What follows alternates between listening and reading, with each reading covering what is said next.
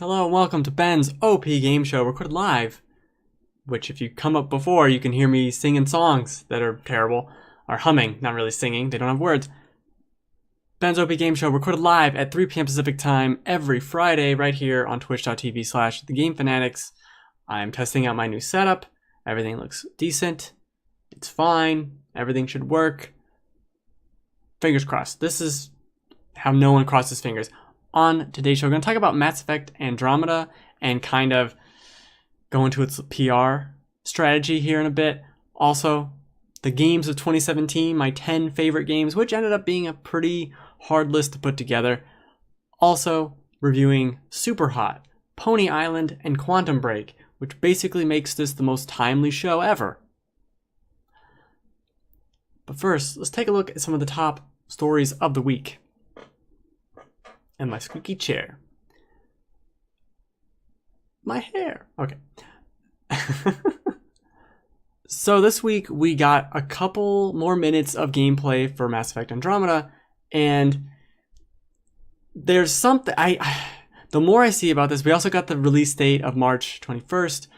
The more I see about this, the more I'm confident that it will hit that date, but with a twinge of hesitancy in all that, because the PR strategy for this game is so bizarre, and people will compare it to Fallout, and they'll say like, oh, they don't want to show anything and then until it's about to come out. There's a lot of key differences there, which I'm going to go over, but let's take a look at kind of the road we've taken to get here. So this is Mass Effect Andromeda, the trailer they showed at E3 2015. Now, if it ever loads, there you go.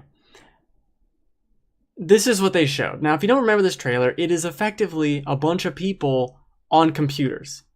Because it's a lot of blank space for 10 fucking seconds. There's this, it's a pretty vista, that's nice and all. There's some ships that are shown later in a couple of minutes. But it's a lot of this concept art. It's a lot of weird stuff that's not super like convincing that this is your big thing that's going to come out. This is again June 2015, right? This was shown. The big takeaway from this trailer, if you kind of keep going with it, which I'm not going to, is that, and I'm gonna have to do this for each one, is that it shows PB, which has a stupid name and whatever. Now we go back to E3 2016, which was last year. Well, the most recent E3, but it was last year. This is footage of something. It's not really showing anything about the game. This is space. Now you're just showing me pictures of space. Fine.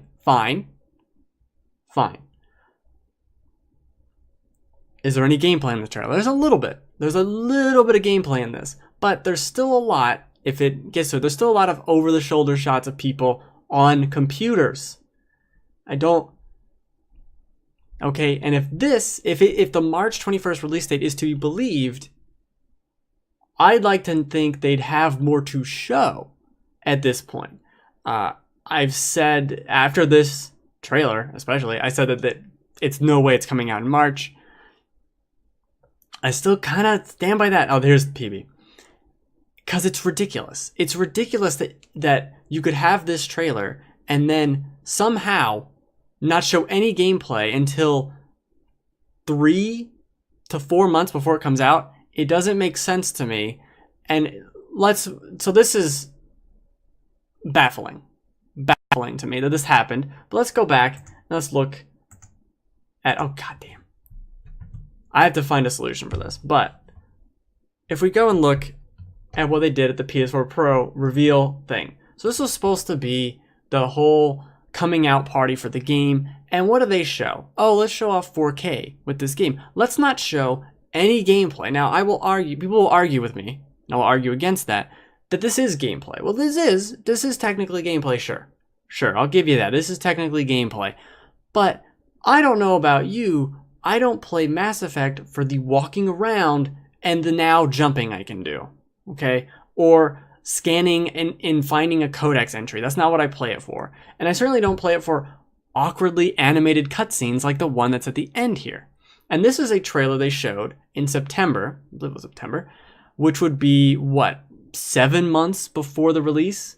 They're barely showing anything. Now, this is where their PR strategy starts to come in. Because before now, it was a bunch of just random screenshots, essentially, vistas, and people at computers. For 2 years, at the biggest video game show in the world, they showed nothing. Then at this, they don't really show a lot. This doesn't scream Mass Effect. You could have said this is any other thing. Get rid of the Asari, but you could have said it was any other game. Oh, it worked this time. Now let's move on to N7 Day. They have this big opportunity to show gameplay, and they show a story trailer. But see, here's the problem with this story trailer and why I don't believe the March still. It's still hesitant in my mind. Because this is a trailer you would show at E3 and make everyone lose their shit. But instead, you didn't.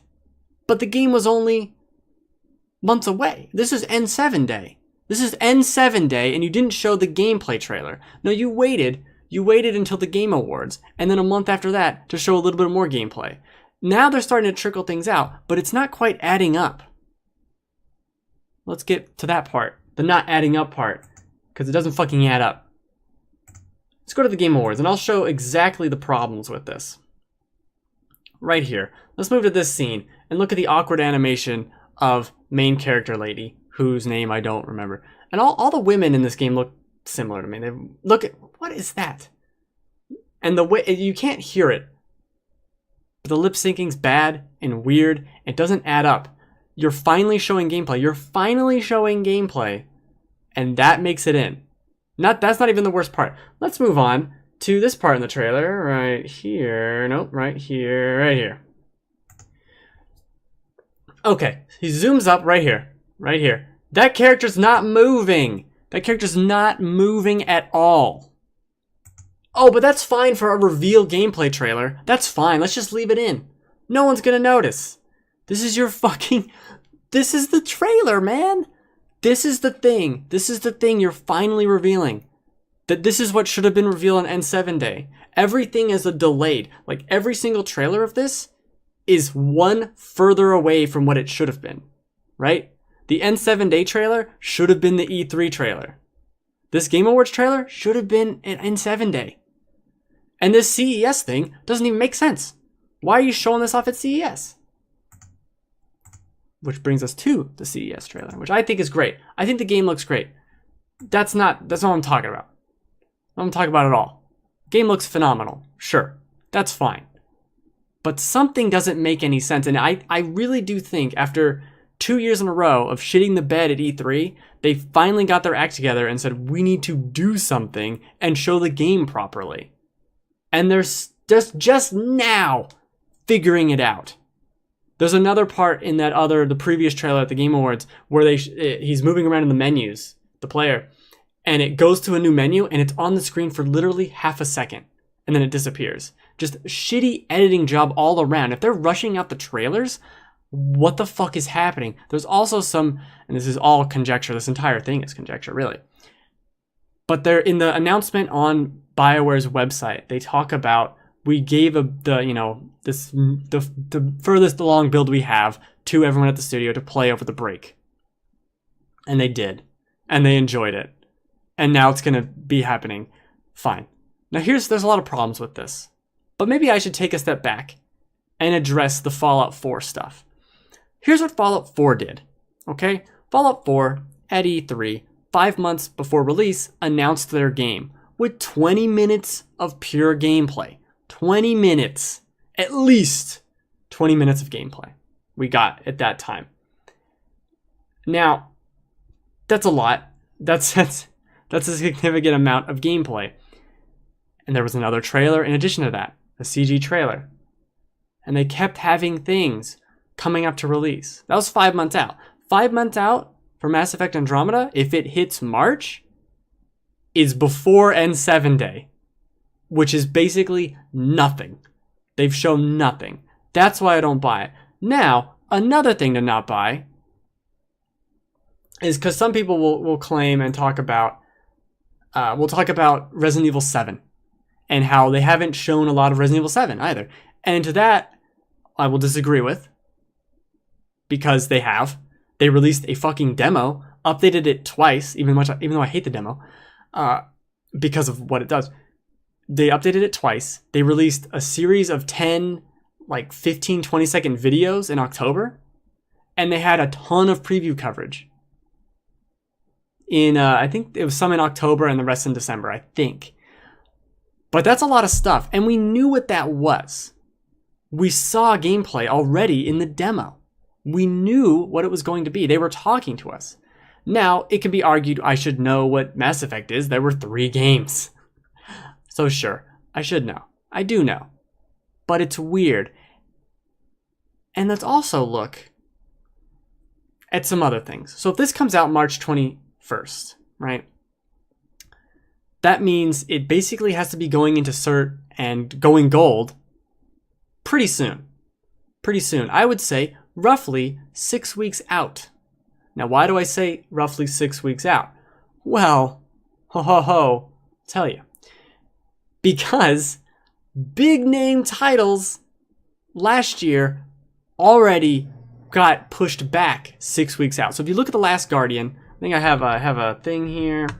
The Last Guardian, October 25th was the original release date that they announced in June. In mid-September, 7-ish weeks before that release date, it was delayed. Okay? Now, that's just one game, and that's not even, it's just an entirely different studio, entirely different situation.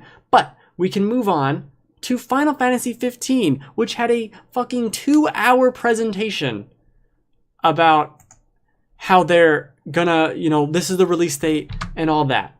Okay? 6 weeks before September 30th, the first release date, it was delayed 2 months. 6 weeks out.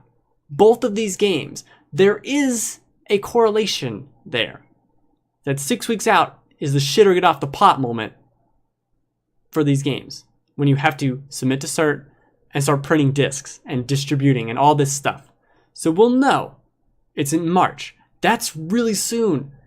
And that's why I'm really kind of taking back my whole delay. I was really thinking there was going to be a delay, but now we're getting so close to it. It seems like this is it. And that's great. But this PR strategy is so bizarre.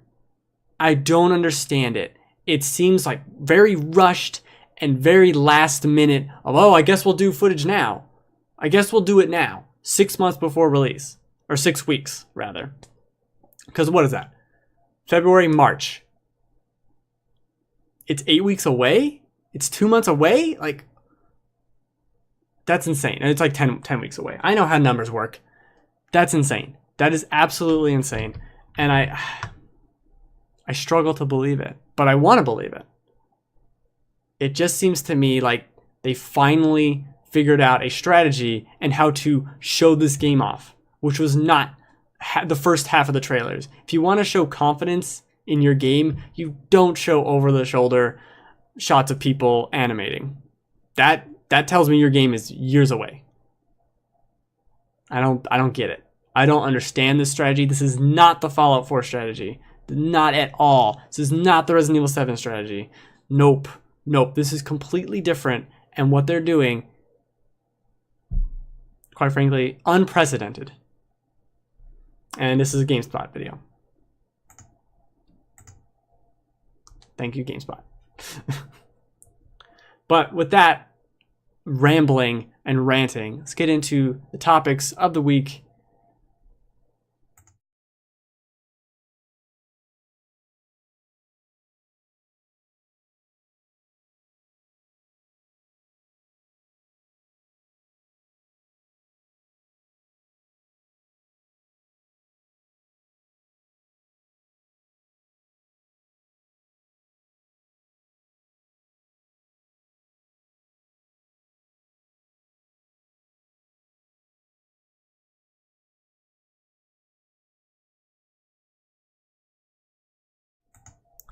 All right.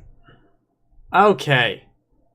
My top 10 most anticipated games of 2017. That's not even what that says. You can probably hear my chair squeaking and creaking all over the place. Doesn't matter. 2017 is going to be big for games. Obviously, every year is big for games. That's a stupid sentence to even say. But there are a couple caveats I want to talk about. I'm not a big Red Dead guy, and I still think Red Dead could be delayed, so it's not on the list. These are games I really think are going to come out, or I really hope are going to come out, or are, in some of these cases, imminent. There's also stuff like Ni no Kuni 2, which would be very high on my list. I don't believe it for a second. It's not coming out next year. I don't buy it. Do not buy it at all. Because, just like the case with Mass Effect, you've not really shown a lot. They've showed more gameplay for Ni no Kuni 2 years ago than they did for fucking Mass Effect. Doesn't matter, though. Let's go and look. I'm covering up the yay. Yay! Resident Evil 7. I don't like the demo. I think it's kind of dumb. I think it's kind of a fucking mess, and it's stupid. It doesn't make any sense. I've tried to even get the little secret ending thing, and it doesn't work. I hate that PT style bullshit. I don't find it fun. Having to look up a guide, having to stare at a wall or at a light for 5 minutes is not fun gameplay to me, unless it's some super optional thing that is so dumb I never want to do it. So basically, I don't. It's stupid. It's very dumb. However, the footage of this game, the idea of exploring around this mansion is enticing, and there are flashes of brilliance in the demo, especially with the final update. Oh, why did I look over right then? Jesus. God. Stuff like where I went up these stairs. Well, I went down the stairs, and then I went back up them, and I was like, oh, there's something underneath the stairs. Like, it really encourages looking around this. You know, it isn't just in first person. It actually is taking advantage of that stuff. Some is on a shelf, and if you just look around, like, oh hey, there's a thing on the shelf. That is so dumb, but it is so novel in a world of here's the thing you need to pick up. Wow, like here it is shining. It's so nice to hopefully be going back. People say this is going back to Resident Evil's roots. I think those people don't remember what Resident Evil was, because it never was like this type of jump scare, suspense, horrification. But it looks great. I'm super into it. Super into it. Hopefully, I mean, that's coming up real soon. Hopefully I don't, it's not terrible. Horizon Zero Dawn. Now this is a game I've made fun of several times because of its very bad NPC dialogue, which is pretty awesome. You'd have to go back and watch the E3 trailer they did at their presentation, and they have this one guy who's like, corrupted machines are in the valley. And oh, I love it. It's so fucking funny. And then they're doing their little back and forth dialogue, and she's like, I'm not scared of demons. Like, this is literally the animation she's doing, is this weird chicken hand thing. It's insane. Absolutely insane that for E3, that's what they did. Like, oh yeah, put this shitty dialogue in it. And terrible animation. Doesn't fucking matter. I think the game looks great. From a gameplay perspective, from a visual design perspective, like, look at some of this shit. Incredible. Looks awesome. I'm super down for it. Super duper down. Super duper down. Now, I don't know. I'm not as high up on as other people are, but I do love this style of game. The kind of, more recent Tomb Raider style stuff. Very, very into it. Looks great. And it also visually looks great. And it's got PS Pro mode for dumb old me who bought a PS4 Pro. I think that's half the reason I kind of want to play the game. Because it looks good. It looks fucking good. It pops. Pops. Moving on. Persona 5. Now, I played about 20 hours of Persona 4. But I tapered off because I'm not a big handheld gamer guy. If I could have played that on my TV, I would have been super into it. This was before the PlayStation TV. I guess I could do it now. But it doesn't matter. Persona 5 is more Persona, and I'm super into that. There's very few other games. Oh, fuck, I forgot Danganronpa on my list. Shit. Danganronpa 3 is better than Persona 5, but they both do that high school student in this weird setting with crazy shit going on that's very Japanese, very anime, and I love it. Let's just in general talk about both, because I am excited about both. I can't believe I forgot that. Shit. That's a good game. That'd be higher on my list. Danganronpa 3. Very, very excited, even though I haven't played 2. Oh well. A Persona. Perfect. I got high school dating, and I got JRPG combat, and I got anime. That's it. That's all you need. Look at that. Why is our pirate man? I don't know. But he's a pirate man and he's here. He's here to save the day. Perfect. Boom. Critical hit. Mass Effect Andromeda. I've talked about an hour about this game already. I love Mass Effect. I love all the games. This one looks like it's harkening back to Mass Effect 1 in more aspects than the other ones. And that's great. This scene in particular reveals the choppiness of running all these things at the same time on my computer. But it's awesome. I'm upset. I haven't seen any my little tally people. I don't remember the name. Corians? Corians. I think that's it. Or even Krogan. That's the problem with this. And maybe they're just not showing it, and that's great. But they're really not showing anything for this game. Like, they're really not showing anything at all. Nothing. Not showing a damn thing. And I think, that's why. I think that's kind of a mistake in certain regards. Like, I guarantee you there's a 5-minute section of gameplay that you could have shown us uninterrupted. That's just how someone would play the game. But instead, there's all these jump cuts. The skill tree still looks kind of dumb and weak, but it's fine, whatever. It never really was about the skill tree. The combat looks cool. There's some weird combat stuff in this that doesn't quite add up as to why you'd put that in the trailer. Like, I don't think he's doing anything with the flamethrower right there, but he's trying. And he did some weird melee attack that didn't do anything. They're doing very strange stuff with these trailers. I don't know. I still think it could be delayed, but even if it was delayed, it'd still come out in 2017. Why would you show this trailer at I don't know, CES? I don't understand. I'm going to Prey because I'm very, very excited for Prey. Now, so excited that I'm going to skip fucking ahead in your stupid video. Oh, God. There we go. What Prey's doing and everything I see about it screams BioShock. And in the best way possible. How you're moving around the world, throwing and setting up traps. Everything is so BioShocky in feel and look to me. It's incredible. And I'm so glad they made this video and didn't edit out the load screens. It's great. I think the game looks great. I'm a little concerned that it might not... Like, there's a lot of kind of...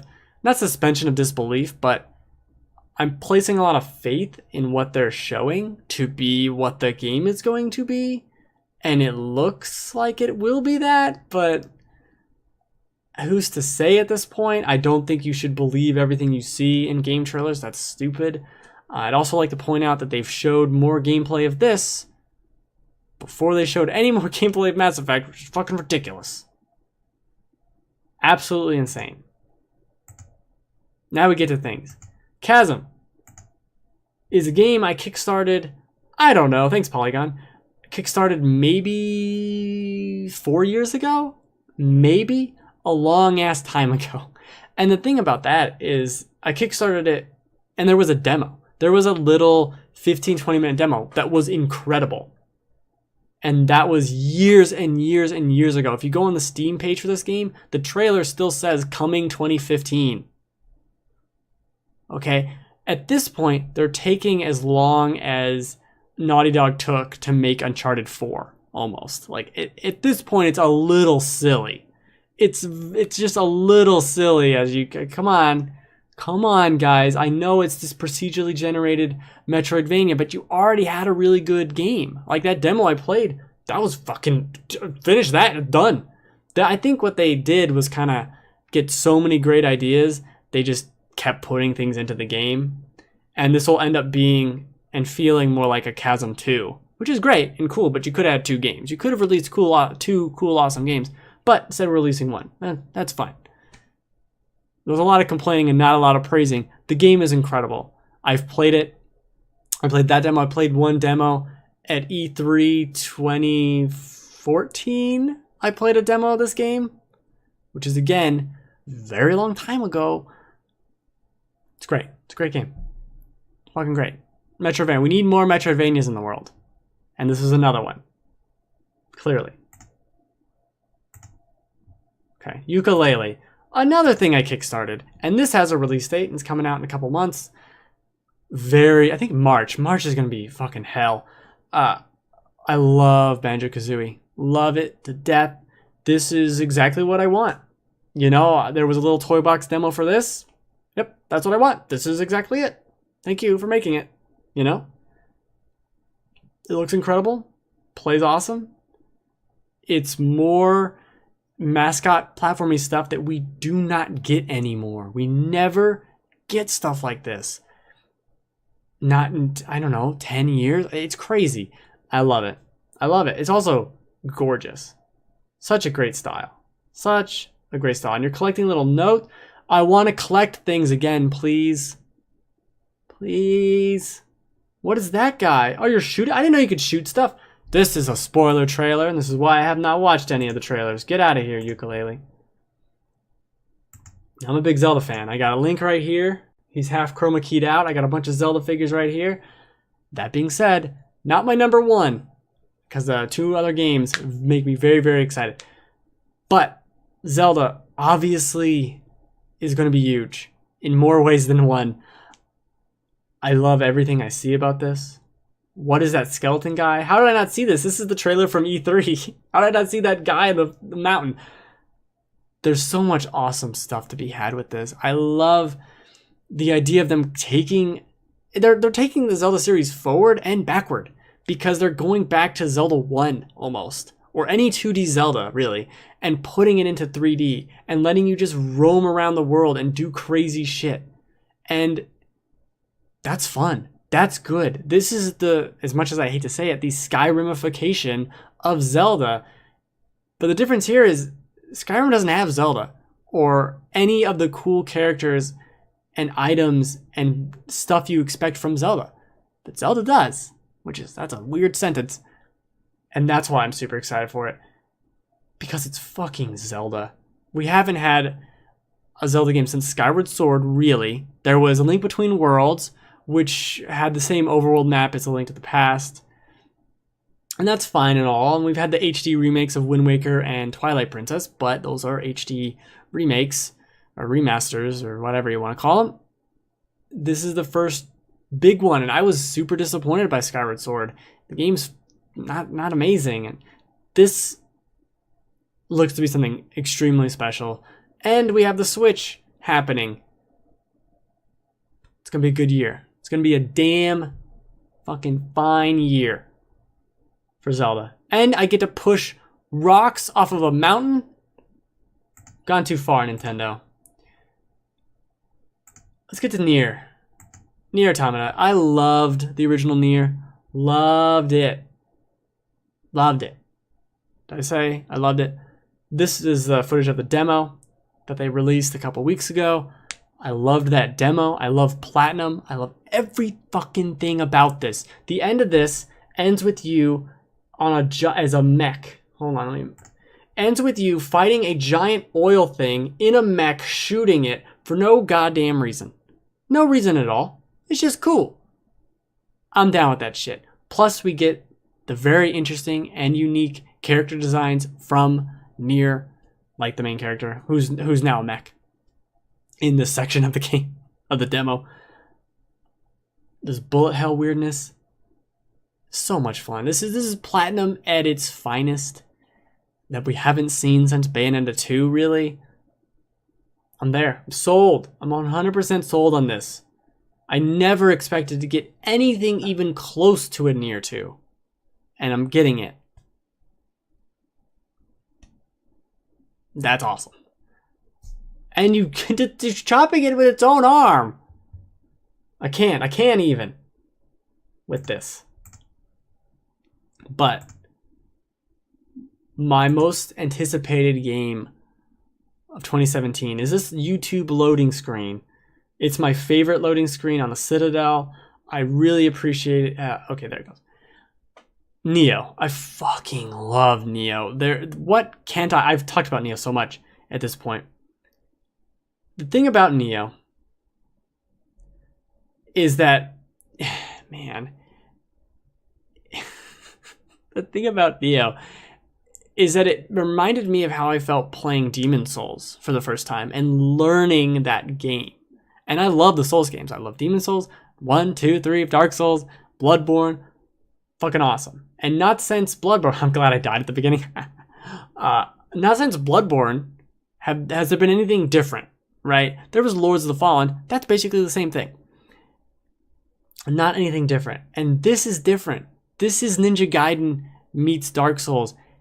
And it's so fucking good. They added stuff where you can change your stances. So like a low stance isn't as powerful, but it's faster and doesn't use as much stamina. And a high stance is super powerful, but slow and it uses more stamina. Like, and it's good. It's like, it's good against this. And if they're in high stance, you can do this. And it was like, there's so much more intricacies to the combat. And I love it. It's exactly what I'd want from a game like this. It's the perfect like dream game because I really do like the Ninja Gaiden games, the ones Team Ninja did in the last 10 years or so. I really do like them. Even 3, people hate on 3. I really like 3. I love the Souls games, and this is exactly it, with crazy level design and bosses and stuff that really do feel like Demon Souls. Or Dark Souls 1. There's something about Dark Souls 2 and 3 and Bloodborne to a lesser extent that just kind of miss the point. Like these levels loop back around on themselves. They're linear. They're not overly they're not trying to be part of a world. They're just trying to be a cool level that takes place in X zone, as opposed to, well, we gotta have this. Like, this is my complaints against Dark Souls 3, where it was like, oh, this is our Blight Town. Shrug. Like, all right, guys, I get it. I get what you're trying to do, but it's not as inspired. Make me want a new area that I'll want in the sequel, is basically kind of what I'm saying. But what this does is take everything's off the table, because it's fucking Samurai Ninja World. We don't have that in Dark Souls. We have some guys that throw kunai, but that's not really ninjas. And we got Oni demons. I love it. Plus, there's a level up system. There's so many things they've added, plopped right on top of the Dark Souls formula and adjusted and changed. This isn't like Lords of the Fallen that was just kind of a little different. And this isn't like Bloodborne, which is quite different mechanically, but still very similar. This is pretty different, and it does change the game, I think, in terms of Souls. Souls-like is the only game I like. That's my favorite genre, is Souls. That's a genre now. Plus there's dual katanas. They fucking kick ass. Okay? End of discussion. That's it. I think I have a slide that says end on it. End. I know how to make a presentation.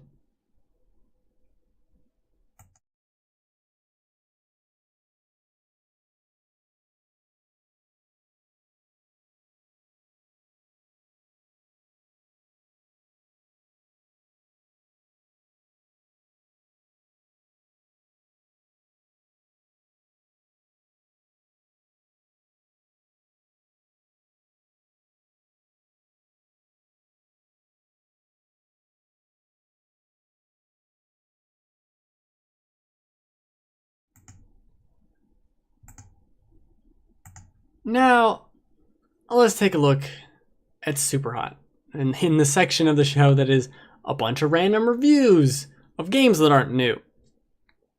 So Superhot got a lot of accolades. It's on several people's Game of the Year list.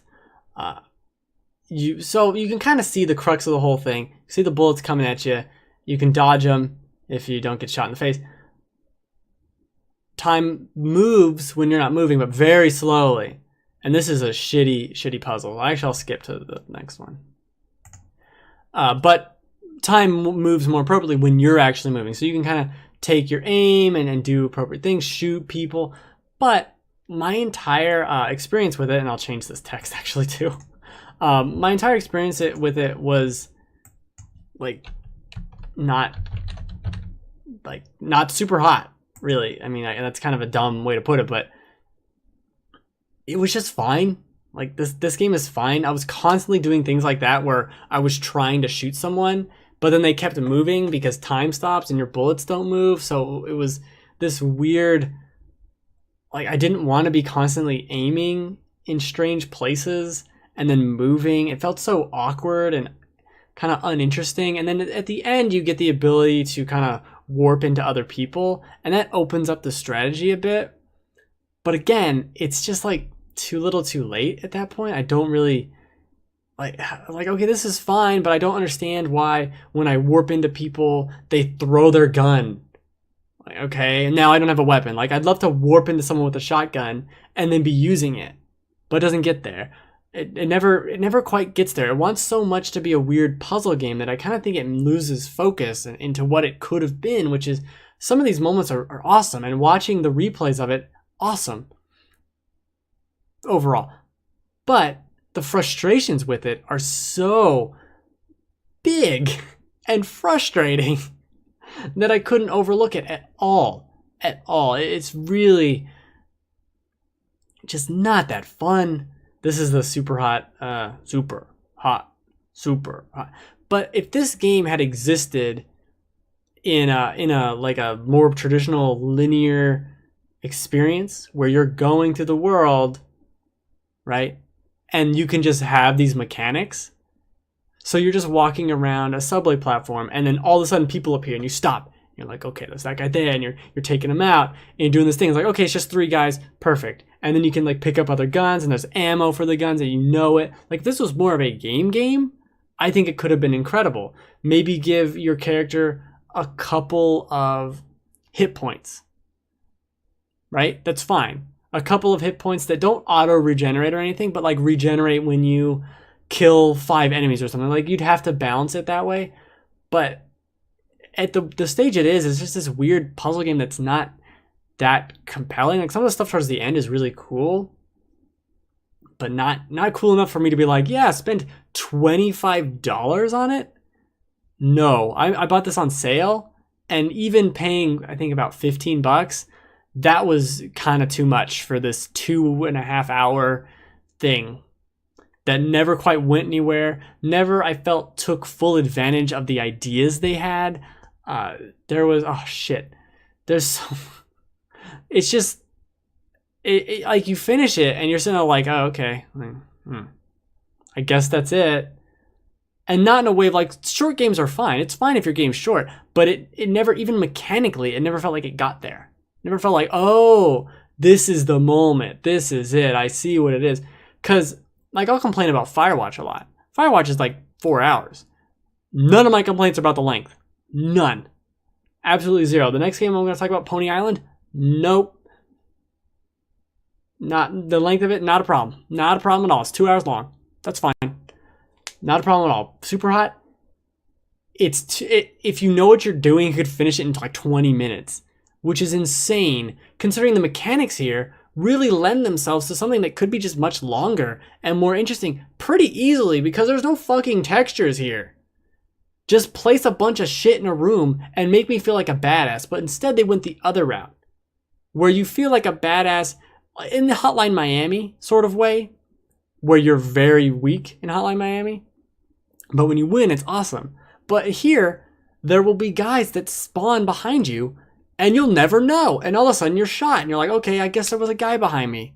Or you turn around, and there's a guy literally firing his shotgun in your face. Okay, I guess I'm dead. I had no clue it was behind me. That's fun. That's a real fun game design thing you made for me to do. I just don't get it. It's fine. Like that's like such the worst compliment. It's not even a compliment. The game's fine. The game is just fine. And I don't even know if I could say I recommend it. I recommend you watch someone play it. Maybe. I don't get it. I don't get all the hype for it. I mean, I just miss that guy, and you feel like so stupid. And it takes forever for you to like be able to use your gun again. Which it's just terrible. Maybe I'm super bad at it too, which could be a problem, but I don't get it. And you throw your gun, and I mean, okay, and now I'm walking, and he you know, like when you throw a gun at someone, they drop what they're holding and kind of like throw it at you, which is cool. And you get it and you're shooting it, and that guy's running around. I don't know what he's doing. The other guy's gonna go and punch me. I forgot about him. But you're constantly trying to make these weird aimed shots of like, he's running this way, let me shoot at him, but it never quite adds up. That's it. I don't even, the game, no. Not even once, Superhot. Never. Don't do it.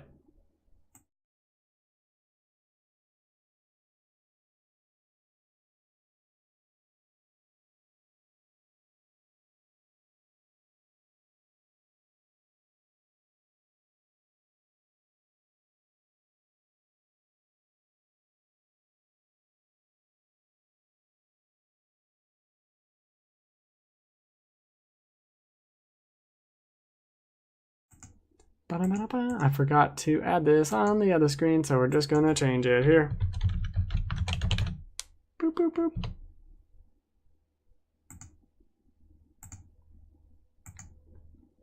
Let's talk about this bizarre Pony Island game. Also, let's talk about this YouTube loading screen. Perfect. So Pony Island is a bit like Frog Fractions, which has kind of popped up again in the world as of late because of Frog Fractions 2, which is basically just a weird self-aware almost game. It starts making jokes, it starts breaking the fourth wall, it starts doing things that you don't expect. There's just weird shit that happens that I wouldn't want to say, that's kind of spoilery, but you're playing this game and you're kind of in the game, but you're not in the, like you're playing a game in a game. And there's weird stuff in the menus. Like, the game just has fun. But what I didn't expect with Pony Island is there's a really fun puzzle game in here too. Like, it actually turned into more of a puzzle game than anything else. And let's see, I got a ticket. And the puzzles are fun and filled with some great ideas that really have no business being in this game. Oh, did I mention Undertale? It's also like Undertale in that respect, in that kind of jokey, I didn't expect there to be great puzzles in here sort of game. It does dumb shit where the back button breaks and then you have to pick it up and put it back on the back button. It's dumb fun, but it's very creative. Like, look, this is the puzzle screen. Basically, this is the first puzzle where like the key moves down, and then the little squares, you can put different symbols in the squares, so there are arrows going down or left or right. And as it, you know, progresses, it gets more crazier. I don't know. And you're basically trying to get out of the game, get out of the machine, break out of it, or whatever you want to call it. And there's these other symbols that like stop what you're doing. There's stuff towards the end where when the little key symbol, which you need to get the key to get to the end, if you have this one symbol, it splits it into two. And so you have to use the two symbols now, which are like auto moving. And then there's warps to different parts of the thing to do all this other shit. The puzzle mechanics are great. It's very funny. It's very short. As I said, it's like 2 hours, but unlike Superhot, it's appropriately priced for this 2 hour thing. I can't believe Superhot is like $25. This is not about Superhot, but it almost is. It's a great game. It's fun. It's not anything amazing. Like, I think it is on some people's game of the year list or like honorable mentions or something. It's not that amazing, but it's definitely worth your time. It is totally a sit down for 2 hours like you'd watch a movie and play this instead and enjoy its sense of humor and its bizarre shit where you're kind of like hacking a computer and clicking on things to see what happens and just solving this bizarre Pony Island mystery, which is unlike any other except for kind of Undertale and kind of Frog Fractions. So it's not unlike some other things. But it's great. This might be the shortest review ever. It's good. It's a really good game. It's not amazing. You can probably get it for like $5. It's worth $5. You gonna watch some shitty movie in the theater? No. Play Pony Island. It's a game that's not really about ponies, except for this part and a lot of the parts which are about ponies. I think they might have gone a little overboard with calling it Pony Island, but I love the idea of someone buying this game and not knowing what it is and just thinking it's a game about ponies. I do love that. It's secretly a puzzle game though. Do not. Oh, this is what it does. That's really cool too.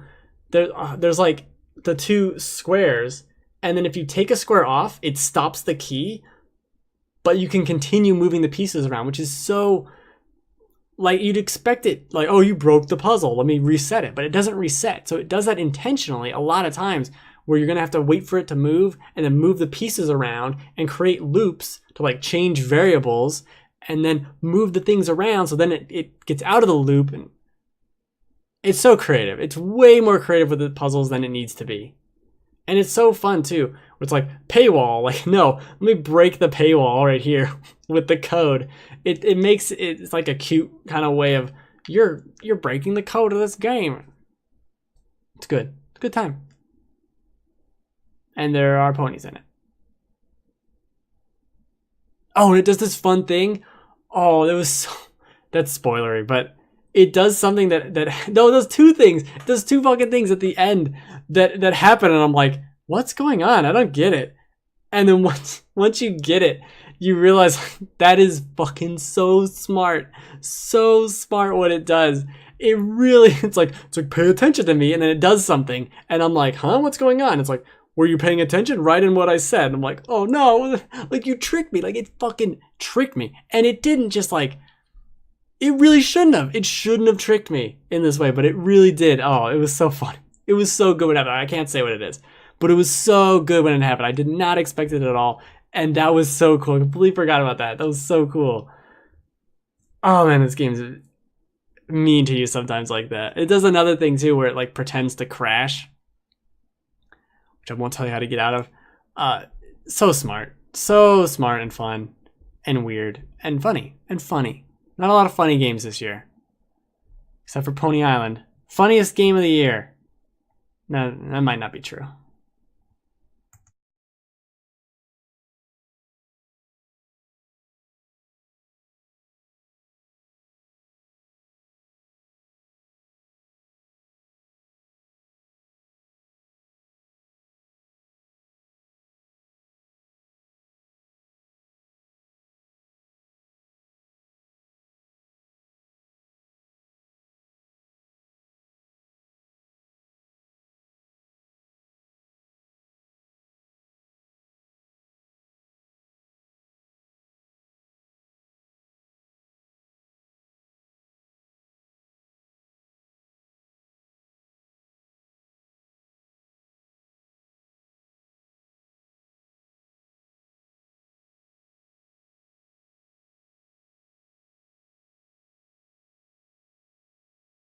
Weird.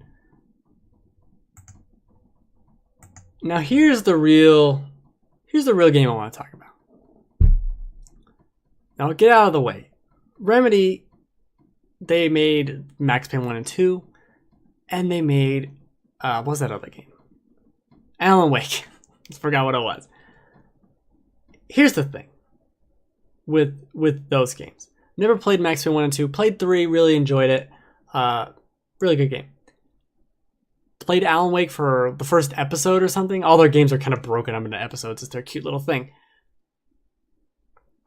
But I didn't really like that much either. So I didn't expect much from Quantum Break, but there was something about it where I wanted to play it, you know? Like I wanted to play it as one of the marquee, in air quotes, titles of the year that I hadn't yet played. And so I wanted to play it, got it on Steam, on the Steam sale. And I love it.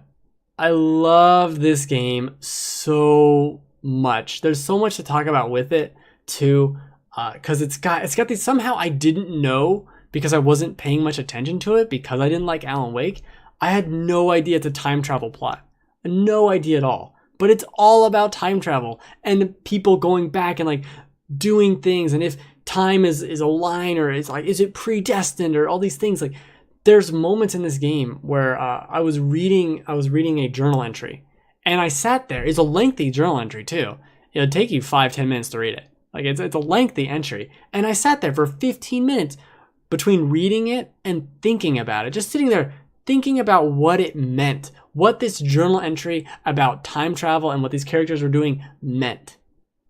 incredible stuff. And it has something I wish fucking Fallout 4 had, which is the balls to tell its story. There'll be moments where you're fighting stuff, and then there'll be 20-30 minutes of like, now this is just plot. Like, this is just look at notes and watch some cutscenes, and that's a glitch in the game. And just be in the story, be engrossed with it. And I loved that. I loved how it told the story and all the story bits. Granted, I didn't read every single line of text. Some of them are quite lengthy and ridiculous, but others gobbled it up like I'm reading a book. And I've said this in my list for the Game Fanatics. It's my number 3 game of the year, which is crazy.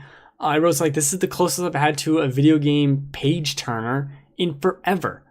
I wasn't expecting it at all. Like, this is my gameplay of the first hour. You can tell it's me playing because I like look at the walls and I just try to see what's around every corner for no goddamn reason. But by the end of this, I was blown away. I went into it going like, I don't know, it's Quantum Break, who cares? And by the end of it, I'm like, holy shit, this is something incredible. This is really something that like I was blown away by. Let's skip ahead to where the gunplay starts. Here we go.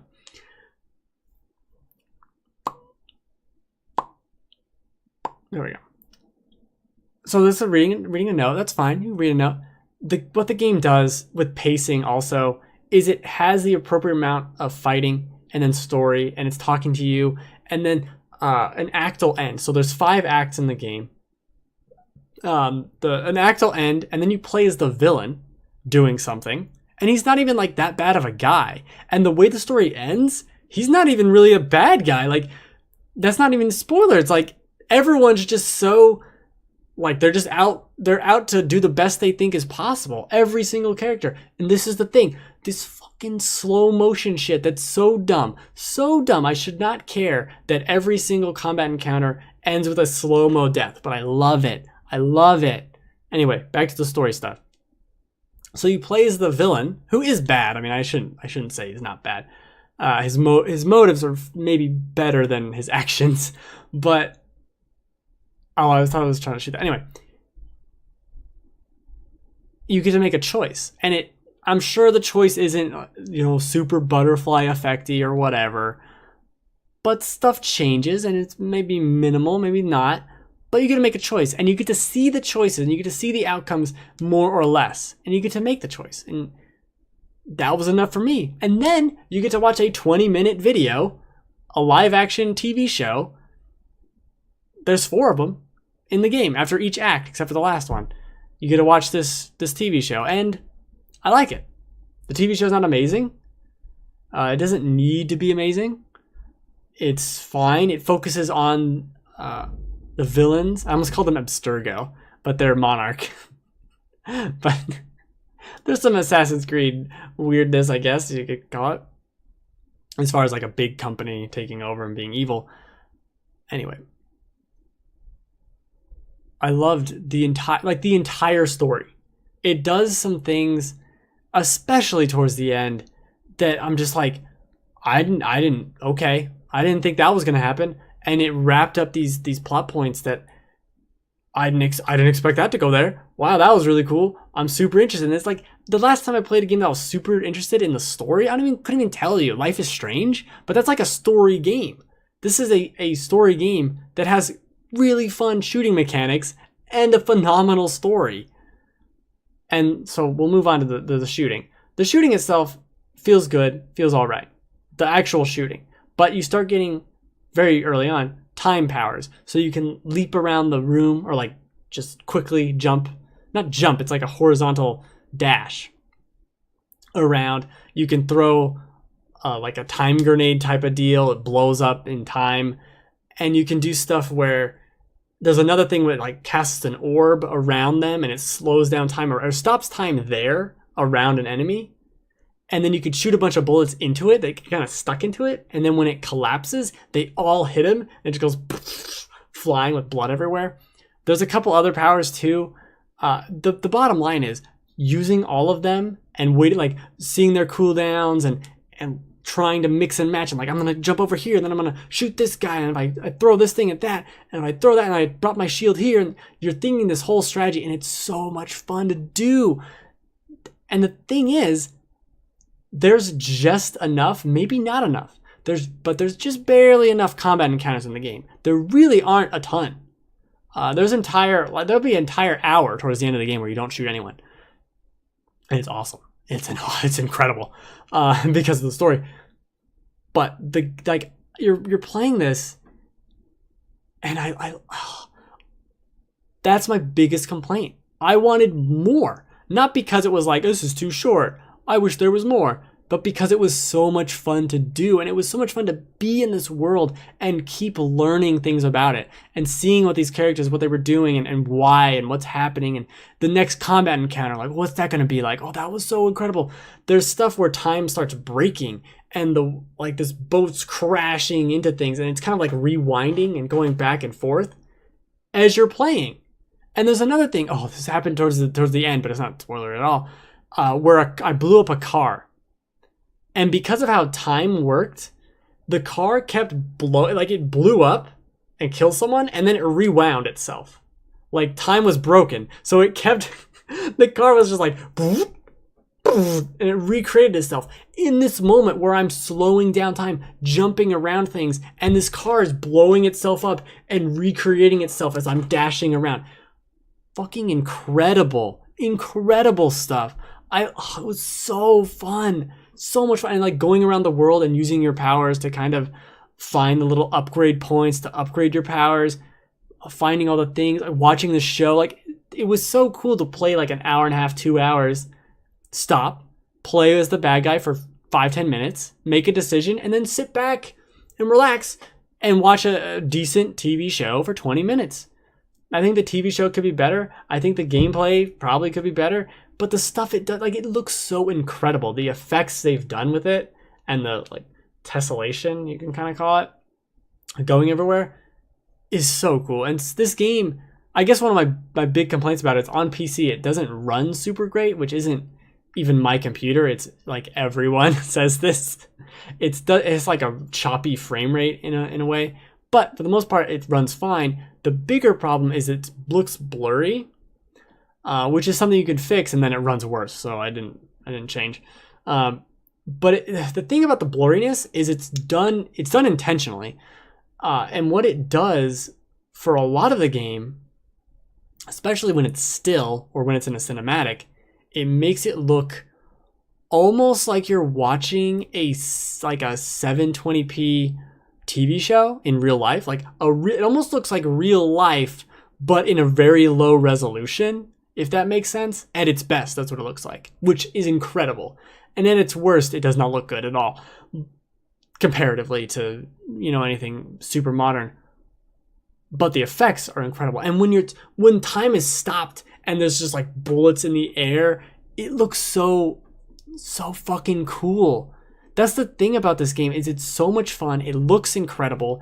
It's got all these flashy shit. It's got the bullet time stuff that you're in control of because you're fast and you can slow people down, and then other, like, all these weird effects going on. And then it's got this very interesting time travel story that isn't overly complicated. Like, it could have really gone off the deep end. And I think there's a couple, maybe they're plot holes, maybe they're not, but there's a couple things about it that I'd be like, But overall, incredible. And it ends, and the more I think about the ending, like, at first I was kind of disappointed a little bit with the ending, but the more I think about it, the more I'm like, damn, you guys just, like, this isn't your happy ending. This isn't your good ending at all. Like, you just fucking deal with it. And not saying, like, everyone dies and whatever, but it is not a typical ending if you start looking into it and seeing what happened and what characters are there and what they're doing at the end game and what other stuff has happened, because you already know the future because you've seen some of it and you've seen the past and you've seen, like, cause not necessarily directly, but through other time travelers and through other things. Like, it's not even a spoilers because the guy at the very beginning of the game time travels and meets himself. It's in the first 15 minutes of the game, which is actually a plot hole. I'm confused as to when he went back, but so fucking cool. So good. I don't even know why I like this game so much. It's so good. This is Easily one of my favorite games of the year. Love it. And it sucks because I'm doing Game of the Year next week, and I'm just going to have to talk about this game again and say basically the same things. But it's great. Quantum Break, Quantum Great. I think that should have been the slogan. I think, and that's what disappoints me the most about this is I've seen this on no one's Game of the Year list. Completely just, whoop, gone. I loved it. Loved it. So I gotta shout it from the room I'm in. It's not, I don't have a roof to go on. There is a roof. There was a roof up there, but I'm not. This game's so good. So fucking good. I think I die here because I'm fucking stupid. But so good. So good. Incredible. All right. That's the show. Merry Christmas. Christmas is over. Do this every Friday, 3 p.m. Pacific time, twitch.tv/thegamefanatics. I stream my own channel, Super Mario Maker, Saturday, Sunday, at about 5 to 6 Pacific time for a couple hours. And then on Wednesday, I'm starting a midday stream doing anything, everything, whatever. Oh, this is how I died. I shot that car. Yeah, don't shoot the car point blank and expect to live. Fun fact, cars blow up. All right. Happy New Year.